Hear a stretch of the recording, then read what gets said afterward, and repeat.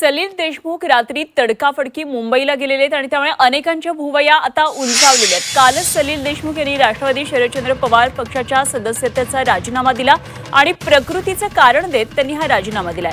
मध्यंतरी प्रकृती खराब असताना उपमुख्यमंत्री अजित पवारांनी त्यांची रुग्णालयामध्ये जाऊन भेट घेतलेली होती।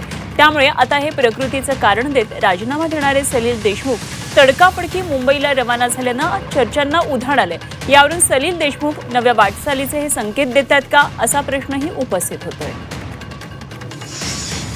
तुम्हाला माहिती आहे की प्रत्येकाला त्यांना राजकारण करताना प्रत्येकाला स्वातंत्र्य असतं, त्यामुळे कदाचित देशमुख साहेबांना काय अडचणी आल्या असतील किंवा त्यांना पुढच्या काही गोष्टी महत्त्वाच्या असतील, त्यामुळे कदाचित काही अडचणी आल्यामुळे त्यांनी तो राजीनामा दिलेला असावा।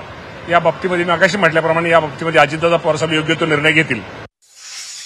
जे राजीनामा दिलेला आहे ते राजीनामा पत्र आपण जर रीतसर वाचाल, त्याच्यानंतर त्यांनी मीडियामध्ये स्टेटमेंट सुद्धा दिलेलं आहे की ते आरोग्याच्या कारणास्तव त्यांना थोडासा डॉक्टरने आराम करण्यासाठी 6 महिन्यासाठी सांगितलेलं आहे, म्हणून त्यांना आरोग्य सध्या इम्पॉर्टंट आहे। तो नेहमी अशा प्रकारचे केविलवाणे प्रयत्न करते। राष्ट्रवादी काँग्रेस पक्षाच्या याच्या आधी किती नेत्यांबाबत भाजपने तर सांगितलेलं की हे आमच्या संपर्कात आहेत, ते आमच्या संपर्कात आहे। मला असं वाटतं भाजप लोकांची संपर्क भाजपचेच आमदार साधत आहेत, भाजपमधून ते बोर झाले असेल कदाचित।